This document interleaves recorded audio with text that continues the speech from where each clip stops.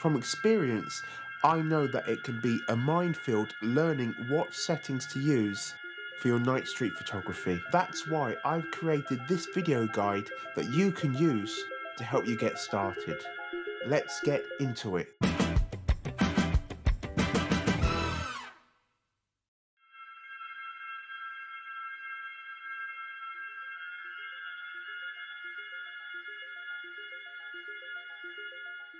Aperture priority is great when you start shooting at night because it gives you a level of control where you get to choose which aperture to use, and you can also combine it with auto ISO, which will give you control over not only your ISO but also allow you to use a minimum shutter speed. So for nighttime street photography, I shoot at wide apertures. This is because I need as much light as possible entering my lens in dark conditions.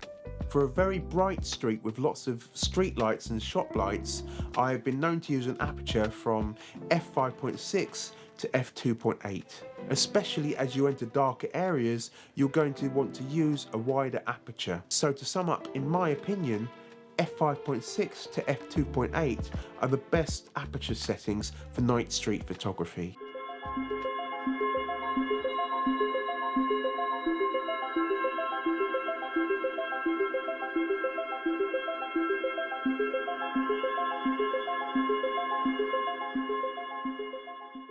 In daylight, you can use a fast shutter speed, anything from 1/200th of a second to 1/4000th of a second. However, at night, longer exposures are necessary to capture sufficient light. So you kind of have a balancing act between sufficient light intake and sharp subject capturing. So for night street photography, I use a shutter speed from 1/80th of a second to 1/200th of a second, depending upon the amount of available light. With my Ricoh camera's APS-C size sensors and the image stabilization, I know I can freeze subjects at 1/80th of a second. On the other hand, with my aging Sony A7R freeze full frame sensor, the slowest speed that I can use for freezing subjects is slightly higher at 1/100th of a second.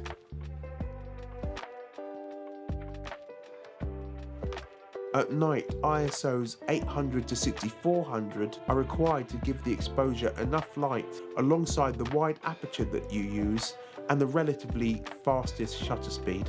My night street photography settings always use ISO that fall between the ranges of 800 to 6400.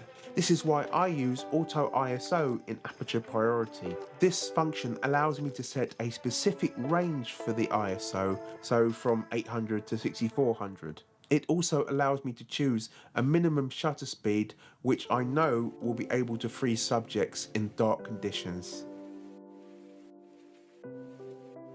So for my Sony, I would choose a minimum shutter speed of 1/125th of a second, and my Ricoh would either be 1/100th of a second or perhaps 1/80th of a second. In practice, this means that I can walk around at night with my chosen aperture and feel safe in the fact that the camera generally stays within the range of 800 to 6400. It fluctuates from the base of ISO 800 when the minimum shutter speed of 1/125th of a second is not enough.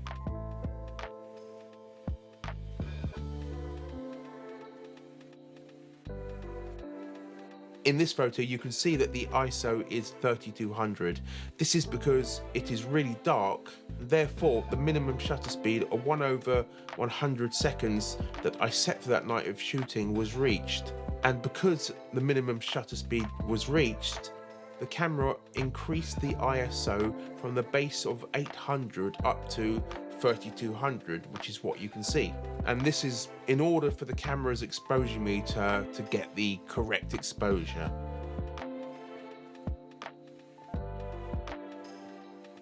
One thing that you have to be aware of when using auto ISO in aperture priority is that if the camera increases the ISO up to the maximum auto ISO value that you set, in my case that would be 6400, and the exposure meter still determines that there is not enough light, the camera will then sacrifice your minimum shutter speed and drop below the minimum shutter speed that you have set.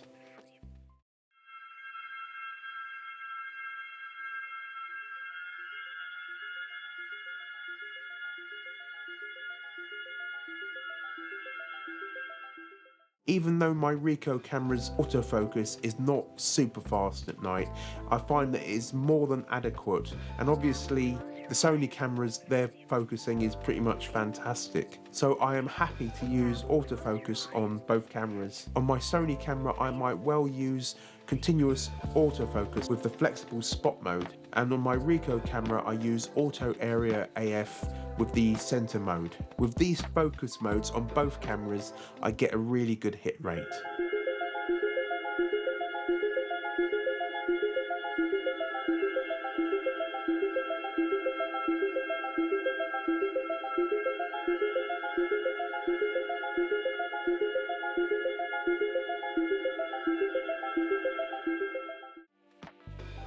The metering mode that I use is multi-segment metering mode, which takes a reading from the entirety of the frame. It does this by splitting individual portions of the frame into zones, which are then read for the shadows, midtones and highlights. I use this mode for night street photography because there might be various artificial lights in my scene. That also includes people, and therefore I want the camera to analyze the light across the frame.